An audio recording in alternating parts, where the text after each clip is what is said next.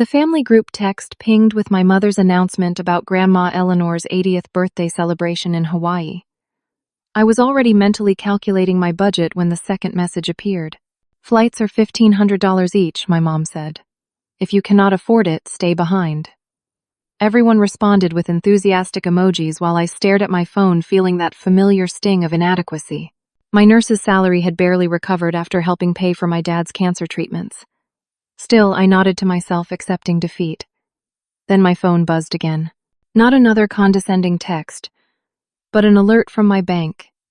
"Your credit card has been charged $12,000 for 4 business class tickets." My stomach dropped. I opened my app, hit dispute all, and locked the account. This was definitely not mine. I paced around my small apartment, heart racing, as I tried to make sense of what had just happened. $12,000. The number made me dizzy. As a pediatric nurse at Mercy General, I made enough to cover my bills and occasionally treat myself to takeout, but nothing close to affording 4 business class tickets. I pulled up the transaction details on my banking app. The charge had come from Sunset Airlines for 4 round-trip business class tickets to Honolulu, booked under the names Sarah Taylor, Greg Taylor, Andrew Taylor, and Lucille Bennett, my mother, stepfather, stepbrother, and me. "You have got to be kidding me," I whispered, my fingers trembling as I dialed my mother's number. Sarah answered on the 4th ring. "Lucille, I was just about to call you. Did you get the flight information I sent?" "Mom, did you use my credit card to book those tickets?" I asked, trying to keep my voice steady. A pause. "Well, yes. I had your card information saved from when you ordered that birthday gift for Greg last year. I figured I'd help you out by booking everything at once." "Help me out." My voice rose despite my efforts to stay calm. "You charged $12,000 to my card without asking me." "Lucille, don't be dramatic. It's for Grandma Eleanor's birthday. You know how important family is. I'll pay you back eventually."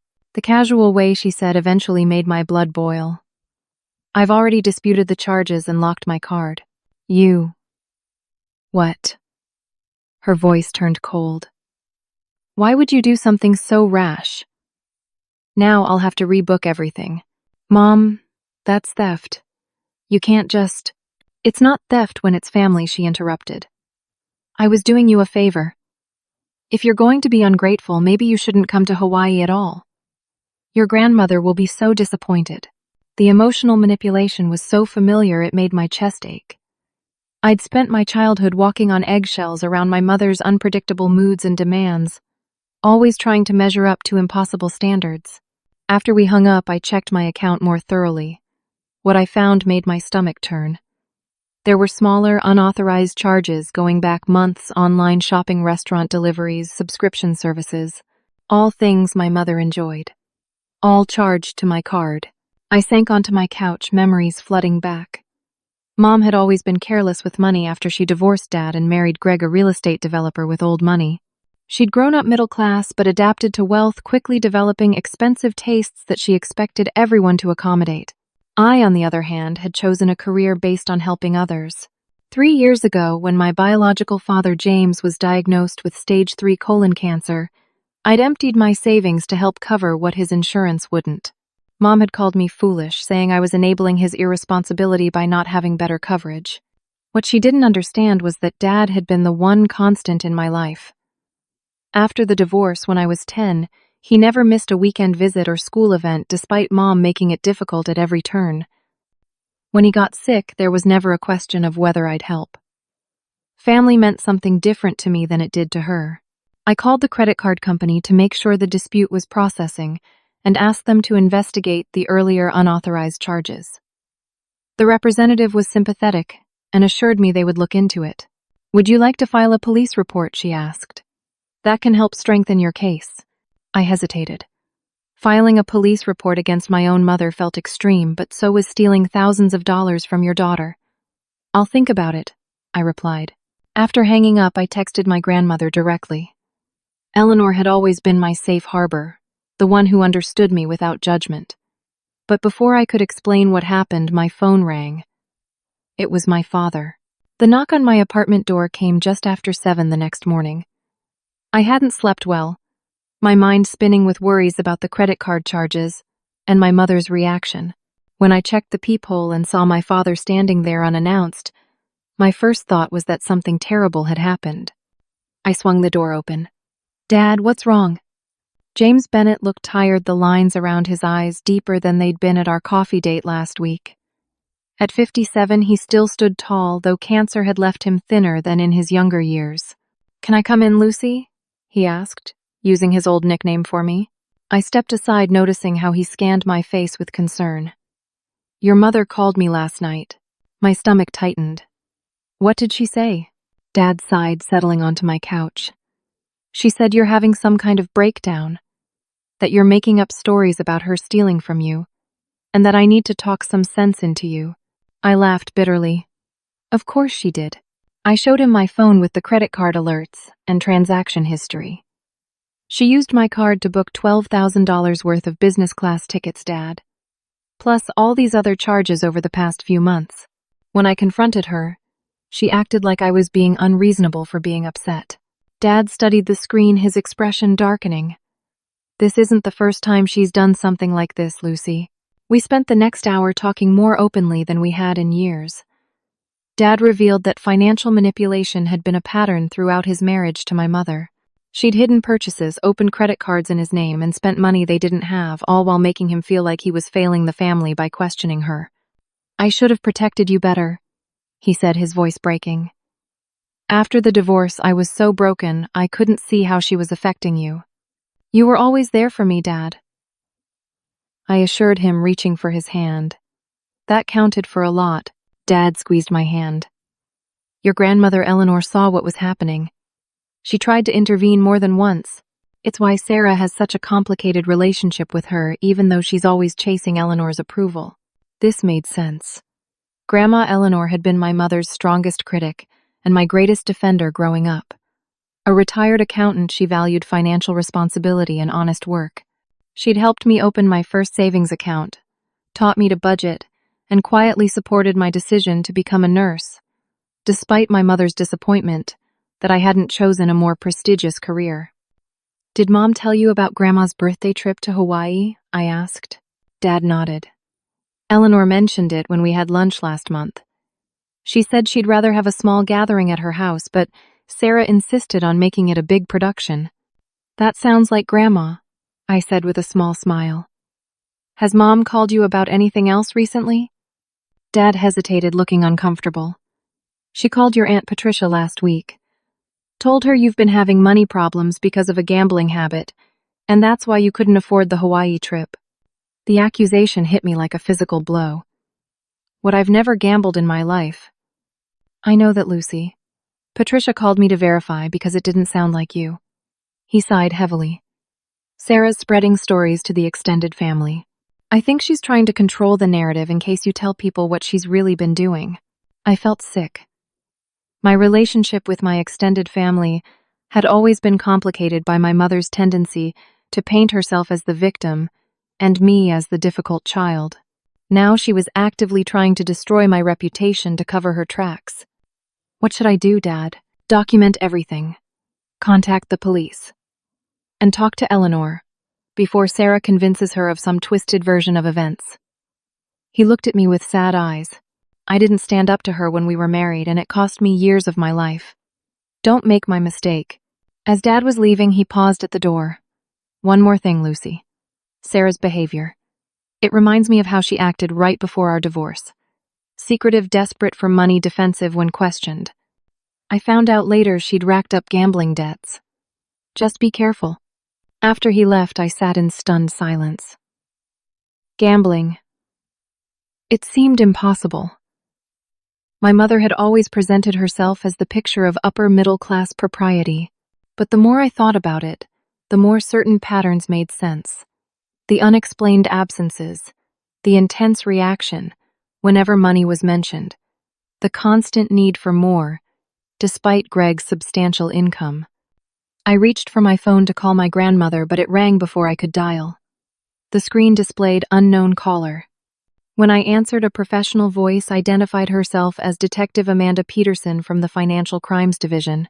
"Miss Bennett, Your credit card company has flagged some potentially fraudulent activity on your account and recommended you speak with us. Do you have time to discuss this matter? You look like you haven't slept in days, Madison said, sliding a cup of coffee across the nurse's station toward me.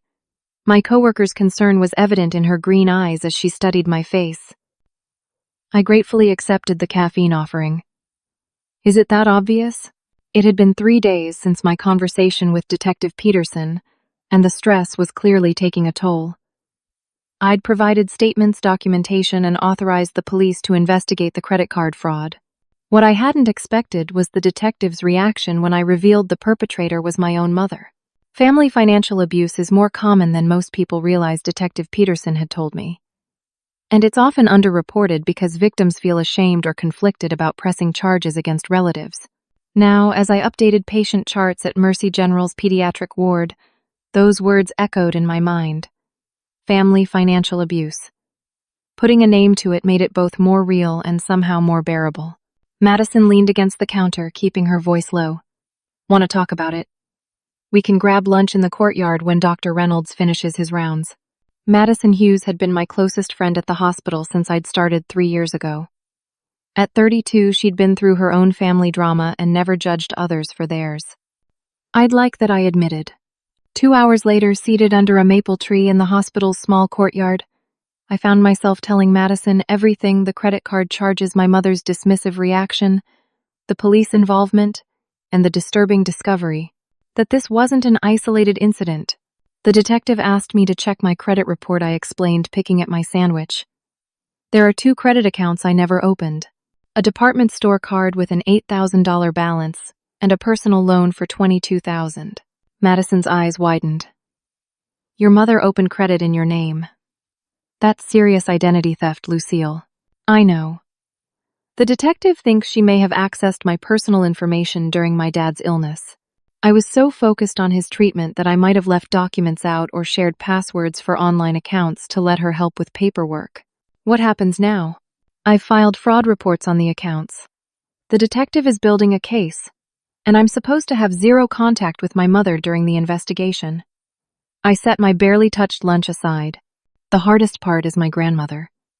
Her 80th birthday is coming up and she's caught in the middle of this mess. Madison reached across the table and squeezed my hand. You need to talk to her directly. Your mother is probably spinning this her way. You're right. I hesitated, then asked, have you ever dealt with something like this? Family betrayal, I mean? Madison's expression softened. My sister emptied our parents' retirement account 5 years ago. Nearly $200,000 lost to her drug addiction. I was the one who turned her in. That must have been awful. Do you regret it? Sometimes, she admitted. But getting her arrested ultimately saved her life. She got clean in mandatory rehab. Our relationship is still healing, but at least she's alive to work on it. Madison helped me make a plan. First, I would contact the bank's fraud department to secure any remaining accounts. Then, I'd visit my grandmother in person before the weekly family dinner on Sunday. Madison even offered to accompany me for moral support, but this was something I needed to handle alone. Back at my apartment that evening, I followed through on the first step, spending 2 hours on the phone with various financial institutions. The fraud specialist at my bank discovered something disturbing. Someone had set up email forwarding rules in my account so that copies of my statements were being sent to an address I didn't recognize. It's a common tactic in identity theft cases, the specialist explained. The perpetrator monitors your accounts to know how much they can spend without you noticing. When I checked the recovery email, my blood ran cold. It was a variation of my mother's email address, 1 character different from her usual one. She'd been watching my accounts for months, possibly years. I was about to call Detective Peterson with this new information when my phone rang. It was my grandmother, Eleanor. Lucille, is everything all right? I've been trying to reach you. The concern in her voice made my throat tighten. Grandma, I've been meaning to call you. There's a situation with Mom I need to explain. Sarah called me yesterday very upset. She said you're refusing to come to Hawaii and that you've made terrible accusations against her. She seemed genuinely hurt, dear. I closed my eyes, steadying myself. Mom used my credit card without permission to book business class tickets worth $12,000. When I confronted her, she acted like it was no big deal. Silence filled the line. Then, are you certain, Lucille? That doesn't sound like Sarah. I have proof, Grandma. And it gets worse. The police are investigating additional accounts opened in my name that I never authorized. Another long pause. This is very serious, Lucille. I need time to process this. Will you still come to Sunday dinner? I'd like to speak with both of you in person. Of course, Grandma. I'll be there. After we hung up, I noticed a text from an unknown number. You've always been jealous of me. If you show your face at dinner Sunday, you'll regret it. Back off now while you still have a family. I didn't need to ask who it was from. Sunday dinner at my grandmother's house had been a tradition for as long as I could remember. But as I parked my car in her driveway that evening, it felt more like heading into battle than a family gathering. I'd spent the morning at the police station with Detective Peterson reviewing the evidence in my case. The situation was worse than I'd initially thought. Beyond the credit card fraud and unauthorized accounts, there were indications of tampering with my health insurance and retirement accounts. Your mother is systematic, Detective Peterson had said. This isn't opportunistic, it's calculated. Now, clutching a bouquet of yellow roses, my grandmother's favorite, I took a deep breath and knocked on the familiar oak door. Eleanor opened it herself. Her silver hair swept into its usual neat bun. At 79, she remained remarkably spry, though I noticed she leaned more heavily on her cane than she had at Christmas. Lucille, come in. Her expression was hard to read, but she accepted the flowers with a warm smile. They're beautiful, thank you. The house smelled of roast chicken and lemon, but the comfort of familiar scents vanished when I entered the dining room. My mother sat at the table beside Greg, her expression carefully neutral. My stepbrother Andrew was there too, scowling into his water glass. Only my grandmother's oldest friend Judith, who lived next door and often joined our dinners, offered me a genuine smile. Lucy, my mother said coolly. We weren't sure you'd come. I wouldn't miss Grandma's dinner, I replied evenly, taking the empty seat across from her. An uncomfortable silence fell as Eleanor brought dishes to the table, refusing help from any of us. My stepfather Greg, a tall man with salt and pepper hair, and the perpetually tanned look of someone who golfed, regardless of the season, finally broke it. So, Lucille, your mother tells me you've been having some financial difficulties lately. His tone was falsely sympathetic. Before I could respond, Andrew snickered. Must be tough living on a nurse's salary. Should have gone to business school like Dad suggested. At 26, Andrew had never worked a day in his life, living off a trust fund, while claiming to be developing his investment portfolio. The condescension in his voice made my teeth clench. My finances were fine until someone decided to use my credit card without permission, I said carefully. My mother's smile tightened. Lucille, we've discussed this. It was a simple misunderstanding. I was trying to help you by charging $12,000 to my card. It's for your grandmother's birthday. I thought you'd want to participate properly. She turned to Eleanor. We've been planning this wonderful surprise in Hawaii, a full week at the Royal Hawaiian for your 80th. But now Lucille is making it difficult. Eleanor set down her fork. I've told you repeatedly, Sarah. I don't want a big production for my birthday. A nice dinner with family would be more than enough. Mother, you only turn 80 once, Sarah insisted.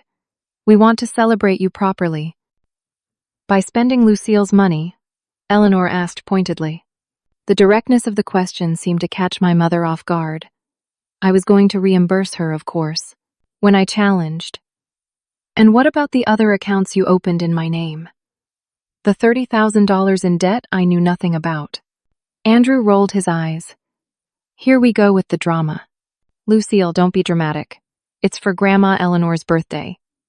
You know how important family is. I'll pay you back eventually. Police Greg's voice rose sharply. Sarah, you said this was handled. My mother's composure slipped for the first time. It will be. Lucille is just being difficult. She's always been jealous of our lifestyle. Jealous? I echoed in disbelief. Mom, you stole my identity. You've been monitoring my accounts and opening credit in my name for years. That's absurd, she snapped. But a flush crept up her neck. I passed my phone to my grandmother, who silently scrolled through the evidence I'd compiled. Her expression grew increasingly troubled. Sarah, she finally said, these documents show your name on multiple unauthorized charges and applications. How do you explain this? My mother's eyes darted around the table, landing everywhere but on her mother's face. When she spoke, her voice had a slight tremor. You don't understand the pressure I'm under. Greg's business has been struggling. The country club fees increased. Andrew needed a new car. So you stole from your daughter? Eleanor's voice was quiet but cutting. I borrowed, Sarah protested. I was going to pay it back when my investments matured. What investments? Greg asked sharply. The room fell silent as my mother stared at her plate. When she finally spoke, her voice was barely audible. I've been trying to recoup some losses. From the casino. The admission hung in the air like smoke. My father's warning about gambling came rushing back to me. How much have you lost? Greg demanded. It's not important, my mother deflected. How? Much. His voice was like ice. My mother's shoulders slumped. Around $180,000 over the past 2 years. Greg's face drained of color. Our retirement account. My mother nodded slightly and Greg stood up so abruptly his chair tipped over. You said that money went into a high-yield investment account. I thought I could win it back, she whispered. I was so close so many times. My grandmother set my phone down with shaking hands. Sarah Elizabeth Taylor, are you telling us you've been gambling away your family's money and stealing from your daughter to cover your tracks? Instead of answering, my mother burst into tears. Please don't tell anyone. I'll fix it. I'll get help. I just need a little time to make things right. Time, I echoed. Mom, I'm $30,000 in debt because of you. My credit is ruined. I'm involved in a police investigation. Can't you drop the charges, she pleaded. For family, I'll pay you back. I swear. Like you paid Dad back when you emptied their joint accounts before the divorce, I challenged. Greg's head snapped up. She did what? It was years ago, my mother said dismissively. James exaggerated everything. No, Sarah, he didn't, Eleanor interjected. I helped him sort through the financial disaster you left behind. You took $68,000 from your home equity line and joint savings the week before you filed for divorce. Andrew looked between his mother and grandmother, confusion evident on his face. Mom, is that true? For once, Sarah had no ready answer. I think my grandmother said with quiet authority, we all need some time to process this information. Dinner is over. As the others filed out in stunned silence, Eleanor held my arm, asking me to stay behind. When we were alone, she hugged me tightly. I'm so sorry, Lucille. I should have seen the signs. Sarah has always been reckless with money, but I never imagined she would steal from her own child. I leaned into her embrace, feeling like a little girl again. What happens now, Grandma? Now we protect what's left. She straightened her shoulders with new resolve. And Sarah finally faces the consequences of her actions. Detective Amanda Peterson's office at the police station was small, but meticulously organized, much like the detective herself. With her cropped gray hair and no-nonsense pantsuit, she projected calm competence as she reviewed my case file. The evidence is substantial, Miss Bennett, she said, looking up at me over reading glasses.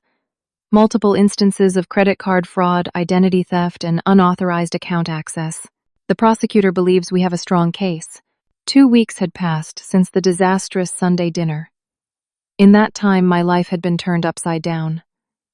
My mother had called, repeatedly alternating between tearful pleas and angry accusations. Greg had filed for legal separation after discovering the extent of Sarah's gambling and debts. And Andrew surprisingly had reached out to apologize for his dismissive attitude, admitting he'd had no idea what his mother had been doing. What happens next? I asked. My hands clasped tightly in my lap. We'll present the case to the district attorney. Given the amount involved, over $30,000, this constitutes grand larceny, a felony offense. Detective Peterson removed her glasses. Miss Bennett, Are you certain you want to proceed with charges against your mother? The question made my stomach twist. Despite everything, some part of me still struggled with the idea of seeing my mother in court, possibly even in prison. I can't drop the charges, I finally said. This isn't a one-time mistake. She's been systematically stealing from me for years. If I let this go, she'll do it again to me, to Greg, to anyone she can. Detective Peterson nodded. In my experience, financial predators rarely stop without intervention. I understand this is difficult, but I believe you're making the right decision. After leaving the police station, I met with Patricia Wells, a lawyer specializing in identity theft cases. The meeting had been arranged by Madison, whose own family had used her services years earlier. The criminal case will address your mother's legal punishment, Patricia explained, her office filled with framed certificates and family photos. My job is to help restore your financial health and protect you from further damage. She outlined a comprehensive plan disputing fraudulent accounts, working with credit bureaus to repair my credit score, setting up robust monitoring systems, and potentially filing a civil suit for damages. The road to recovery is challenging, she warned, but not impossible. You've taken all the right steps so far. As I drove to my grandmother's house afterward, I felt simultaneously drained and empowered. For years, I'd accepted my mother's manipulation and criticism, always believing I was somehow at fault for our difficult relationship. Now, with the truth exposed, I was reclaiming control over my life one step at a time. Eleanor greeted me at her door with a worried expression. Lucille, I'm glad you're here. We need to talk. Inside, she led me to her home office, where stacks of financial documents covered her normally immaculate desk. I've been reviewing my accounts, she said gravely. There are irregularities I can't explain. My heart sank as she showed me statements from her investment portfolio and retirement accounts. Significant withdrawals had been made over the past 18 months, totaling nearly $60,000. I never authorized these transactions, Eleanor said. And look at this. The confirmation emails were diverted to an address I don't recognize. It was the same pattern as with my accounts, the slightly altered email address that belonged to my mother. Grandma, when did Mom last have access to your financial information? Eleanor frowned. She helped me set up automatic payments for my bills after my hip surgery 2 years ago. I gave her my passwords temporarily, but I changed them afterward. She paused. At least I thought I did. A terrible suspicion formed in my mind. Did Mom ever suggest investing in anything, or offer to manage some of your finances? She convinced me to put $50,000 into what she called a special opportunity fund last year, said Greg was managing it for select clients. Eleanor's expression darkened. When I asked for documentation, she said it was too complicated to explain to someone my age. My grandmother, a retired accountant who had managed the finances of a mid-size corporation for 30 years, being told finance was too complicated for her, was the final insult. We need to call the bank immediately, I said, already reaching for the phone. The next 24 hours passed in a blur of phone calls, emails, and urgent meetings. Eleanor's bank flagged suspicious activity and temporarily froze her accounts to prevent further unauthorized transactions. A financial forensic specialist was brought in to trace the money trail, confirming our worst fears. Sarah had been systematically embezzling from her mother's retirement funds, using a combination of forgery, diverted communications, and exploitation of Eleanor's trust. I can't believe she would do this, Eleanor said as we sat in her kitchen that evening, both exhausted from the day's revelations. Her own mother, her own daughter. Addiction changes people, I said softly, thinking of Madison's sister. The gambling took over everything else. Eleanor reached for my hand across the table. You know what hurts the most. Not the money. It's that she's never once said she's sorry. Not to you, not to me. Before I could respond, my phone buzzed with a text from Detective Peterson. Need to speak with you urgently. Sarah Bennett Taylor has filed a counter-complaint claiming you authorized all charges and are committing insurance fraud. Please call as soon as possible. I showed the message to my grandmother, my hands shaking. She's trying to turn this around on me. Of course she is, Eleanor said, her voice suddenly steel. Sarah has never accepted responsibility for anything in her life. But this time she's not going to win. The cease and desist letter from my mother's attorney arrived by certified mail 3 days later. Written in cold legal language, it accused me of making false and defamatory statements with malicious intent to damage Sarah Bennett Taylor's reputation. It demanded I withdraw all complaints and charges immediately, or face a defamation lawsuit seeking damages of $250,000. I sat on my apartment floor, with the letter in my trembling hands, feeling as though the walls were closing in. The audacity was breathtaking after stealing my identity, ruining my credit, and emptying my grandmother's accounts. My mother was now threatening to sue me. "She's bluffing," Patricia Wells said when I called her in panic. "This is a common intimidation tactic.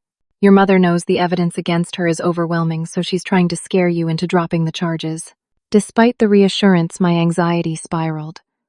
That night I woke at 3 a.m, gasping for air, my heart racing so fast, I was certain I was having a heart attack. I fumbled for my phone and called the only person I knew would answer. "Dad, I need help." James arrived at my apartment 20 minutes later, still in sweatpants and a faded t-shirt. One look at my pale face and shaking hands told him everything he needed to know. "Panic attack?" he said gently, guiding me to the couch. "I used to get them after my diagnosis. Let's breathe together." "Okay."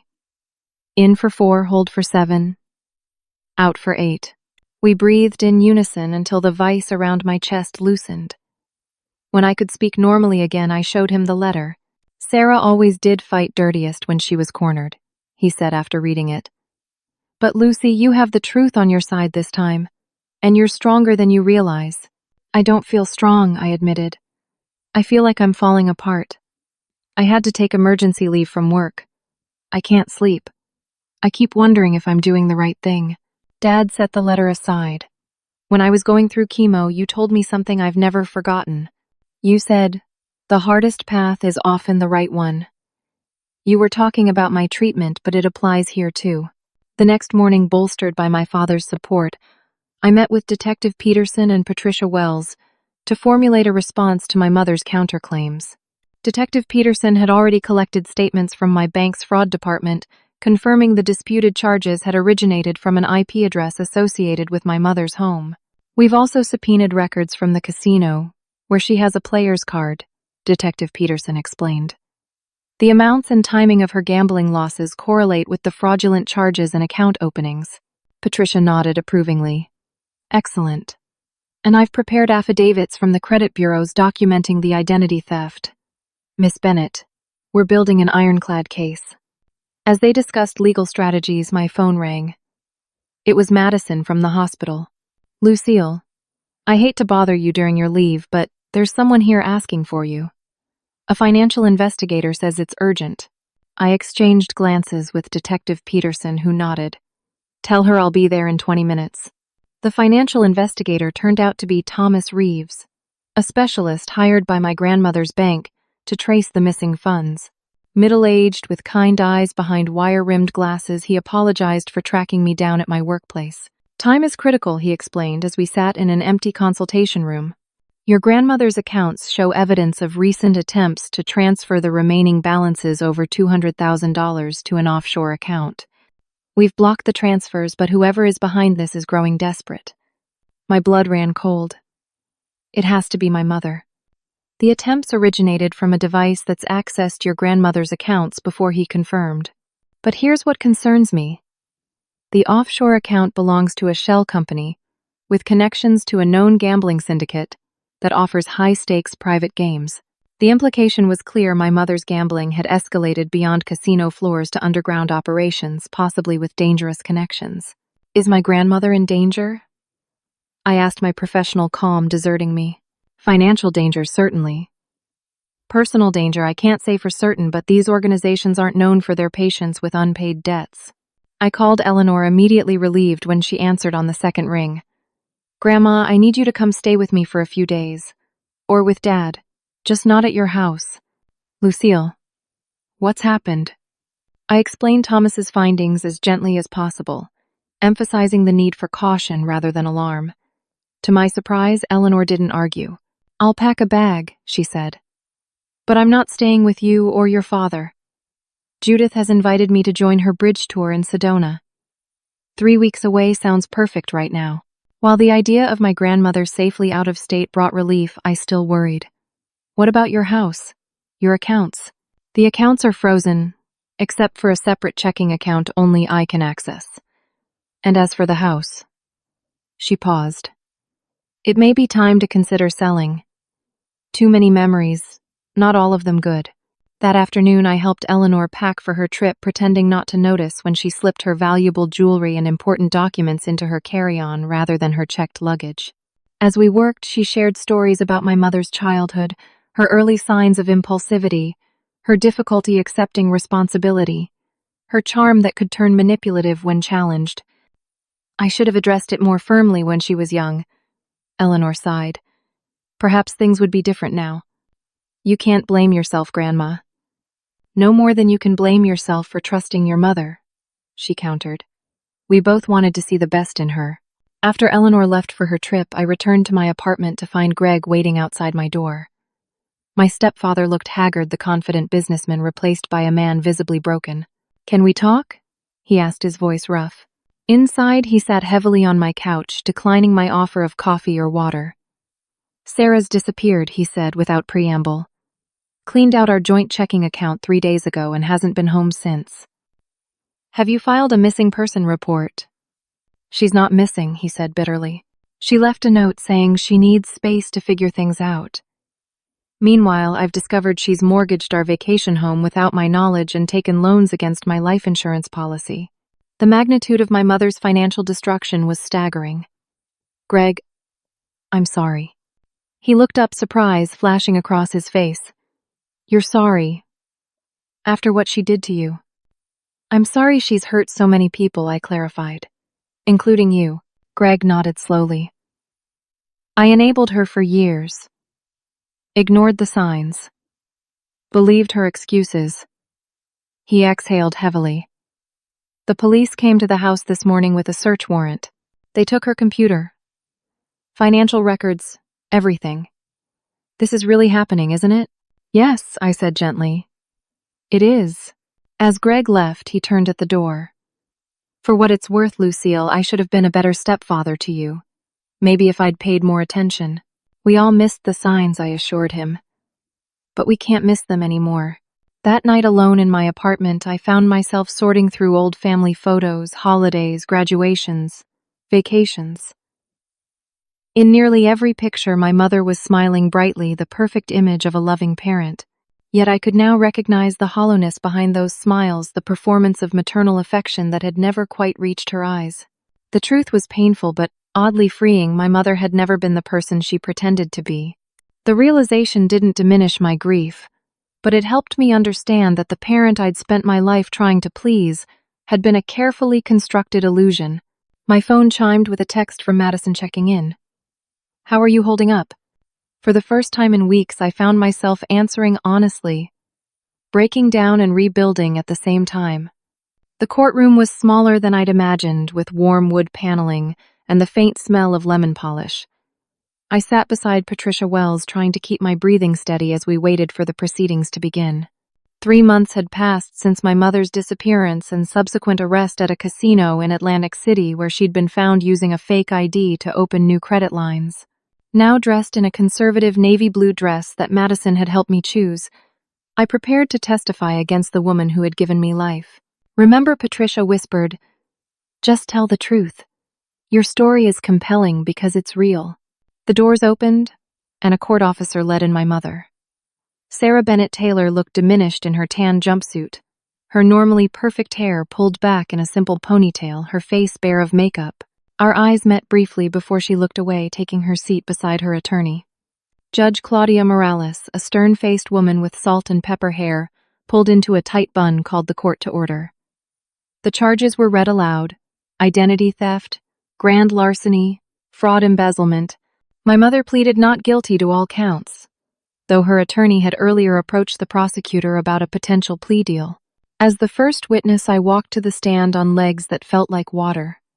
After being sworn in, I faced the crowded courtroom, spotting my father, grandmother, and Madison in the front row. Their presence steadied me as the prosecutor approached. Miss Bennett, Please tell the court about your first discovery of unauthorized charges on your credit card. For the next hour, I recounted the entire painful story. The Hawaii tickets, the confrontation, the subsequent discoveries of identity theft and fraud. I detailed the mounting evidence, unauthorized accounts, diverted emails, forged signatures. Through it all, I kept my voice as steady as possible, though it occasionally broke when describing particularly painful betrayals. During cross-examination, my mother's attorney tried to paint me as financially irresponsible, suggesting I had authorized the charges and was now seeking to avoid payment. "Isn't it true?" he asked. "That you've had financial difficulties in the past?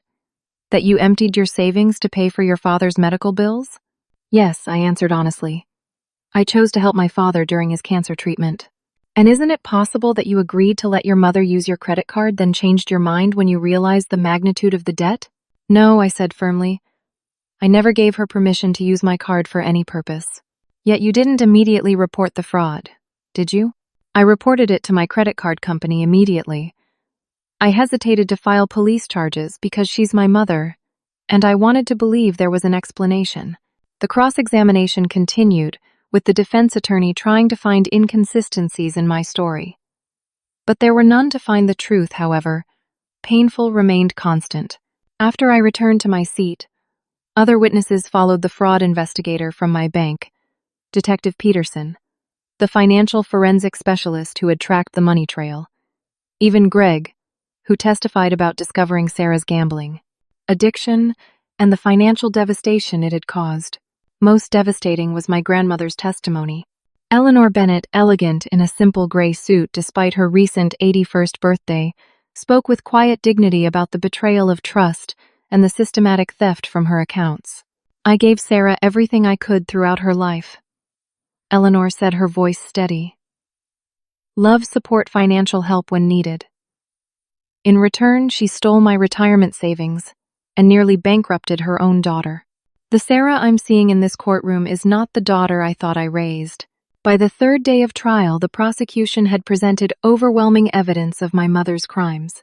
Bank records, IP addresses, casino records, and witness testimonies painted a clear picture of years of calculated financial predation. When it was the defense's turn, my mother took the stand. In a voice barely above a whisper, she admitted to the charges, contradicting her earlier not guilty plea. "I never meant to hurt anyone," she said, dabbing at her eyes. "The gambling. It started as just entertainment, but it became an obsession. I couldn't stop even when I knew I was destroying everything." She described her descent into addiction, the rush of winning, the desperation of losing, the increasing risks taken to chase that elusive big win that would solve all problems. She spoke of shame, of secrecy, of the terror of facing her mounting debts. "I told myself I was borrowing, not stealing," she said. "That I'd win it all back and make things right before anyone noticed. But that day never came." When asked about using my identity, she looked directly at me for the first time. "Lucille was always so responsible, so perfect with money. I told myself she could handle it better than I could." Her voice broke. "I know now how deeply I've betrayed her trust. My own child." Despite the apparent remorse, Sarah's testimony couldn't overcome the mountain of evidence against her. The jury deliberated for less than 5 hours before returning their verdict, guilty on all counts. At the sentencing hearing 2 weeks later, Judge Morales addressed my mother directly. "Mrs. Bennett Taylor, the crimes you committed were not momentary lapses in judgment, but calculated acts of betrayal against those who trusted you most. Your daughter and your mother will spend years recovering from the financial and emotional damage you've caused," she continued. "However, the court recognizes that gambling addiction is a serious disease requiring treatment. Therefore, I am sentencing you to 3 years in state prison, followed by 5 years of probation. During your incarceration, you will participate in comprehensive addiction counseling. Upon release, you will make restitution to your victims, according to the schedule prepared by the court." As the sentence was pronounced, I felt no triumph, only a profound sense of closure. This chapter of deception was ending, allowing a new one to begin. In the months that followed, healing came gradually. Eleanor, having decided against selling her house instead, invited me to move in temporarily while I rebuilt my finances. Together with my father, we formed a small but sturdy family unit, supporting each other through the aftermath of Sarah's crimes. With Patricia's help, I successfully disputed the fraudulent accounts and began the long process of credit repair. The civil suit resulted in a judgment that would return at least some of the stolen funds once my mother was able to work again after her release. Perhaps most healing was the financial literacy group I started at Mercy General. What began as informal lunch discussions with Madison and other colleagues grew into a regular workshop for hospital staff and eventually patients' families. We covered topics from basic budgeting to recognizing signs of financial abuse. "You've turned your pain into purpose," Madison observed during one session. "That's the best revenge." 1 year after my mother's sentencing, Eleanor celebrated her 82nd birthday with a small gathering at her home. No extravagant trips or expensive presents, just good food, genuine laughter, and the people who truly cared for her. As we sat on her patio watching the sunset, Eleanor handed me an envelope. Inside was a confirmation for 2 economy-class tickets to Hawaii. "I thought we might take that trip after all," she said with a smile. "Just the 2 of us. Properly budgeted, honestly paid for." Tears filled my eyes as I hugged her. I'd like that very much. Looking back now, I realize that the most valuable currency isn't money, but trust, and rebuilding it is both the hardest and most rewarding work we can do. I lost the mother I thought I had, but gained something perhaps more precious: the truth and the freedom it brings. For anyone facing betrayal by someone you love, remember this: your worth isn't measured by their treatment of you. Standing up for yourself isn't selfish, it's necessary. And sometimes the family we rebuild after devastation is stronger than the one we lost. Have you ever had to make a difficult choice between protecting yourself and protecting someone you love? Comment below with your experiences. If this story resonated with you, please like and subscribe to hear more journeys of overcoming family challenges. And share this video with someone who might need to know they're not alone in facing difficult family truths. Thank you for listening to my story, and I hope it brings comfort to those walking similar paths.